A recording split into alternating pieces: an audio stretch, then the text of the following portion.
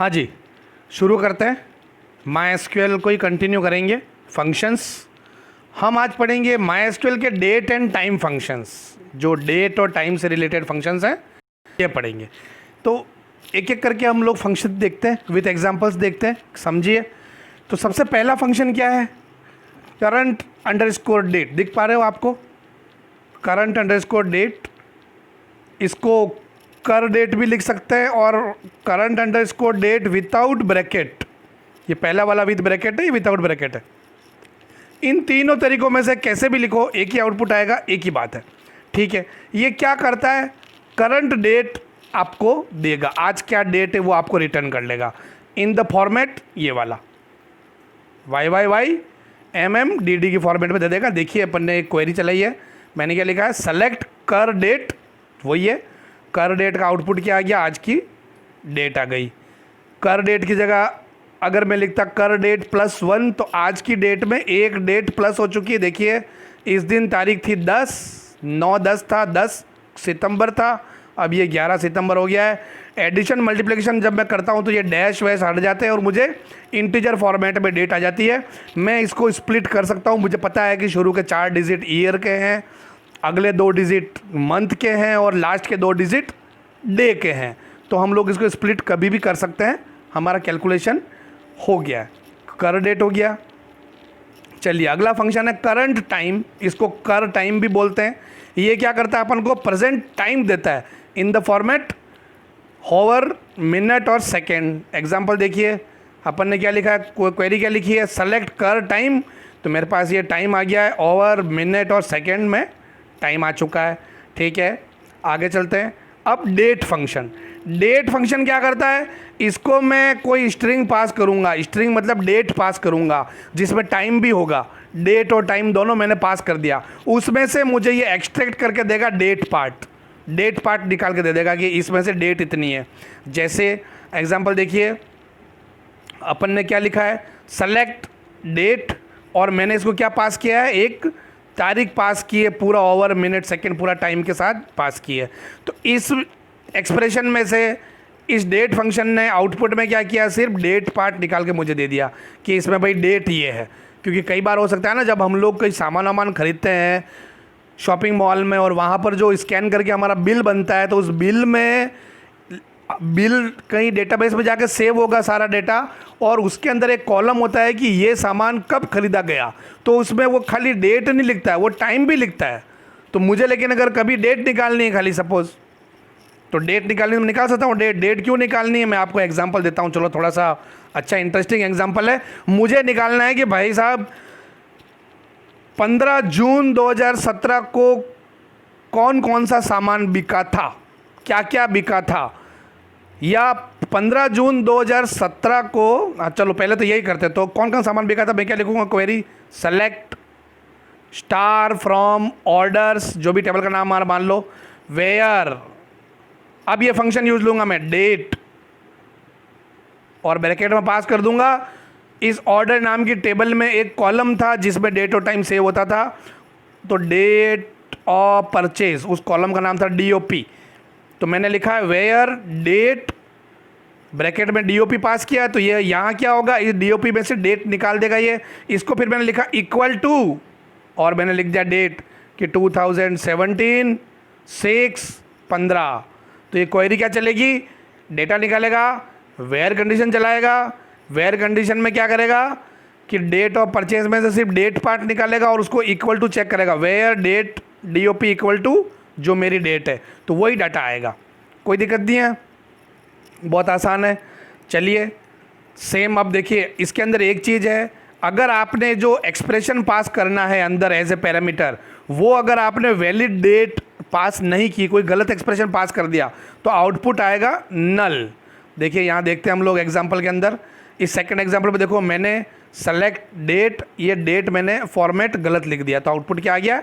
नल आ गया। यानी फॉर्मेट आपको सही देना है। फॉर्मेट अपन ऊपर देख चुके हैं, YYY MM और DD।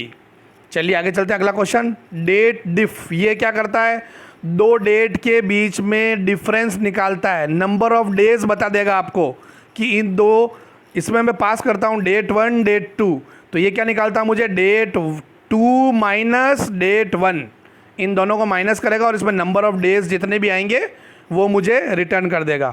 इसके एग्जांपल क्या हो सकते हैं, देखो कैसे यूज़ करते हैं। सिंपल अपन ने क्या लिखा है, सेलेक्ट डेट डिफ, 2 डेट पास कर दी मैंने, कंप्लीट विद टाइम भी पास करो, कोई दिक्कत नहीं है। तो इन 2 डेट के बीच में जितने भी दिन होंगे वो आउटपुट में आ जाएगा।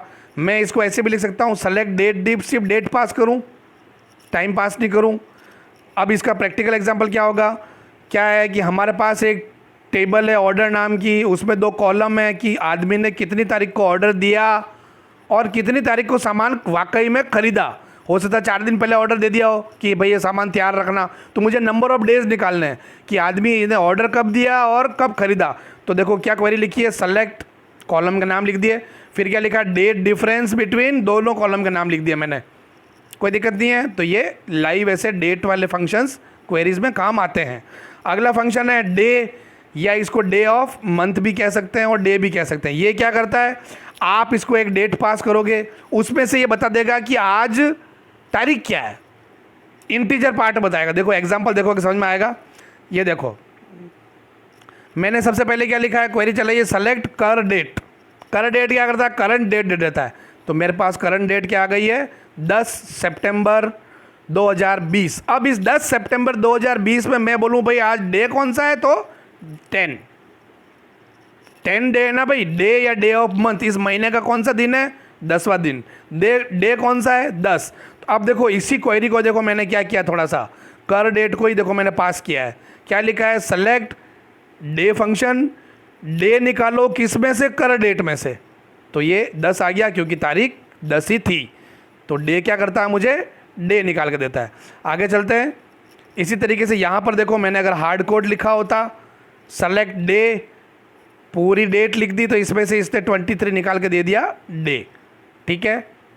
अगला फंक्शन है डे नेम। देखो डे फंक्शन क्या कर रहा है, मुझे डे दे रहा है लेकिन इंटीजर फॉर्मेट में दे रहा है, 1 से लेकर 31 के बीच में।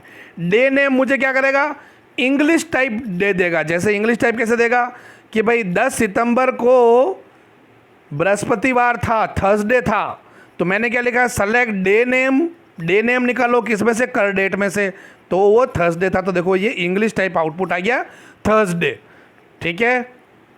डे नेम मुझे डे का नेम दे देता है। अब डे ऑफ वीक, हफ्ते का कौन सा दिन है ये बताता है मुझे।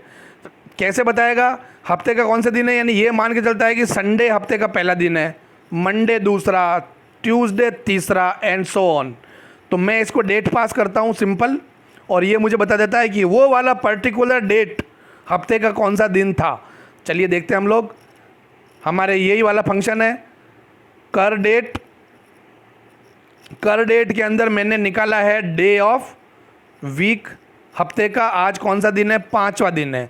इसने मुझे ये कर डेट यानी कि 10 सितंबर 2020 जो भी डेट थी उस दिन हफ्ते का 5वां दिन था, इसने मुझे दे दिया। मैं चेक करता हूँ क्या ये वाकई में 5वां दिन है। तो मैंने देखो अपना ओल्ड फंक्शन यूज़ किया, सेलेक्ट डे नेम फ्रॉम कर डेट। डे नेम क्या आया, थर्सडे। क्या थर्सडे 5वां दिन है, बिल्कुल सही है क्योंकि संडे से शुरू करता है। तो ये डे ऑफ वीक क्या करता है, मुझे हफ्ते का दिन बता देता है।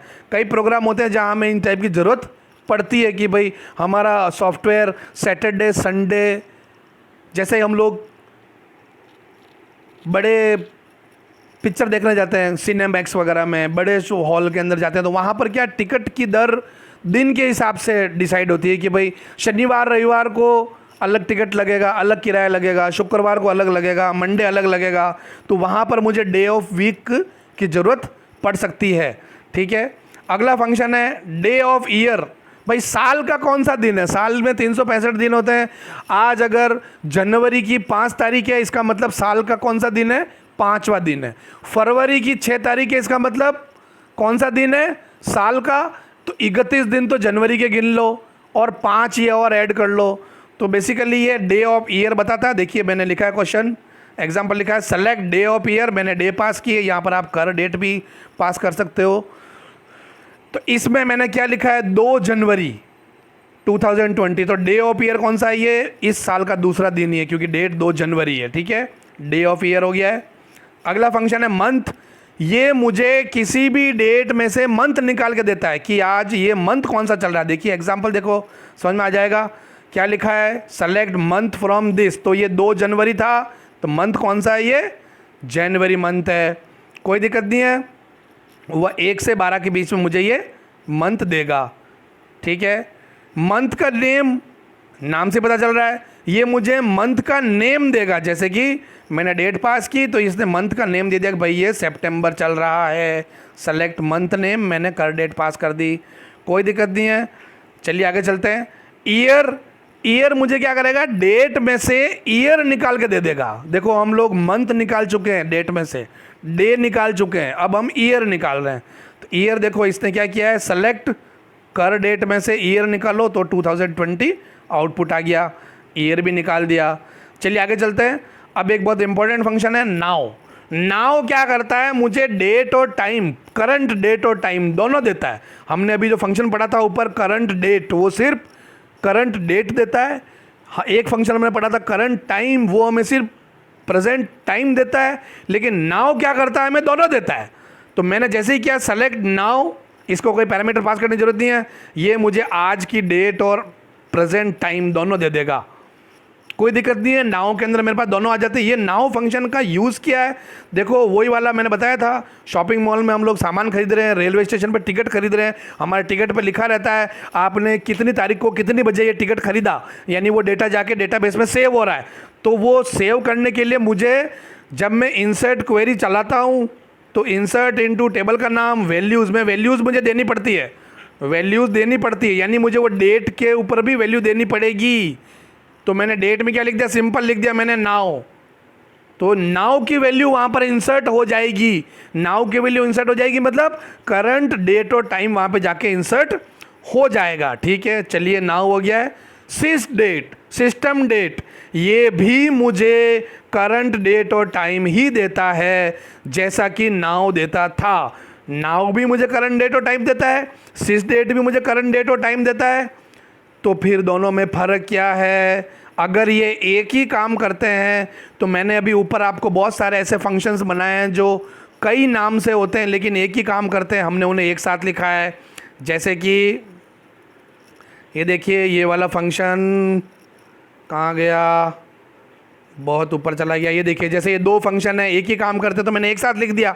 तो फिर मैंने नाउ और सिस डेट को एक साथ क्यों नहीं लिखा, जबकि वो भी एक ही काम कर रहे हैं। वो क्या काम कर रहे हैं, करंट डेट और टाइम दे रहे हैं, लेकिन इनको एक साथ नहीं लिखने का एक बहुत बड़ा कारण है, इनमें एक छोटा सा डिफरेंस है जो आपको मैं अभी समझाऊंगा, आपको किताब में पढ़ने से समझ नहीं आएगा और कॉलेज में जाने के बाद भी लोग नहीं समझ पाते वो वाला डिफरेंस।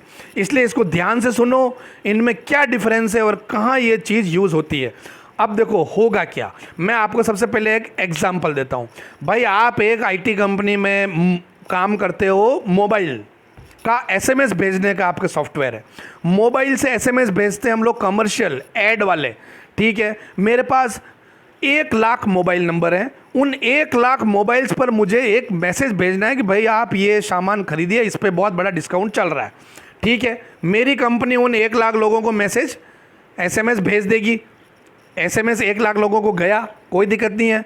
अब इन 1 लाख SMS भेजने का कुछ पैसा भी तो लगेगा जो मुझे मोबाइल कंपनी को, सपोज जियो है, इसको पे करना पड़ेगा, बिल्कुल करना पड़ेगा पे। मेरी कंपनी जियो थोड़ी है, मेरी कंपनी तो एडवर्टाइजमेंट कंपनी है, मेरा काम है एडवर्टाइजमेंट करना। लेकिन अगर मैं जियो के थ्रू SMS भेज रहा हूँ, वो भी 1 लाख SMS भेज रहा हूँ, तो जियो वाला बोलेगा भाई साहब हमें भी तो पैसा चाहिए SMS का, तो मुझे उसको पैसा देना पड़ेगा।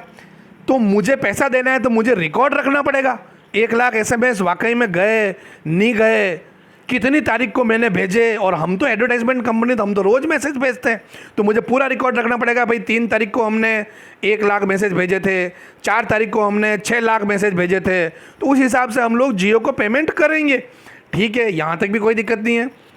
तो मेरे डेटाबेस जो होगा उसमें मैं ऐसी टेबल बनाऊँगा कि कौन सा मैसेज मैंने भेजा और कितनी तारीख को भेजा, बस SMS और डेट, तो मुझे पता चल जाएगा कि मैंने ये सारे SMS इस पर्टिकुलर डेट को भेजे थे। मुझे कल को निकालना है भाई 6 तारीख को आपने कौन कौन से SMS भेजे थे, तो मैं निकालूंगा सेलेक्ट स्टार फ्रॉम टेबल का नाम वेयर डेट इक्वल टू 6 तारीख। या मुझे टोटल नंबर ऑफ एसएमएस निकालने हैं कि 6 तारीख को आपने कितने टोटल मैसेज भेजे थे, तो मैं फंक्शन यूज ले लूँगा काउंट नाम का, count of SMS where date equal to 6, कोई दिक्कत नहीं है। तो मेरा काम तो चल रहा है, लेकिन अब प्रॉब्लम कहाँ आई? प्रॉब्लम यहाँ आई कि रात को 11 बजे मैंने मेरा प्रोसेस स्टार्ट किया, रात को 11 बजे। उस दिन है 5 तारीख, 5 तारीख को मैंने रात को 11 बजे प्रोसेस स्टार्ट किया। प्रोसेस में क्या है कि 1 लाख लोगों को एसएमएस भेजना है। ठीक है, मेरा प्रोसेस स्टार्ट हो गया, लेकिन प्रोसेस ख़त्म होते होते रात की 2 बज गई। लेकिन 2 बजे तो 6 तारीख लग चुकी है, 12 बजते ही 6 तारीख लग गई थी। अब मेरे डेटाबेस में क्या सेव होता है? SMS date and time, SMS date and time. तो रात को 12 बजे से पहले तक तो 5 तारीख सेव होगी वहाँ पे, 12 बजे बाद वहाँ पर 6 तारीख सेव हो जाएगी। तो कल को मैं अगर रिपोर्ट बनाऊंगा, 6 महीने बाद भी अगर मैं रिपोर्ट बनाऊंगा कि भाई 5 तारीख को कौन कौन से एसएमएस भेजे गए, तो सिर्फ इन्हीं एसएमएस का डिटेल आएगा जो 12 बजे से पहले पहुंच गए थे। ये 12 बजे बाद वाले 6 तारीख में काउंट हो जाएंगे, जबकि ये भी 5 तारीख में आने चाहिए, क्योंकि मेरा प्रोसेस 5 तारीख का प्रोसेस था, वो 6 तारीख का प्रोसेस नहीं था। तो इससे बचने का क्या हो? इससे बचने का अब क्या होता है कि भाई 2 तरह के डेट और टाइम होते हैं।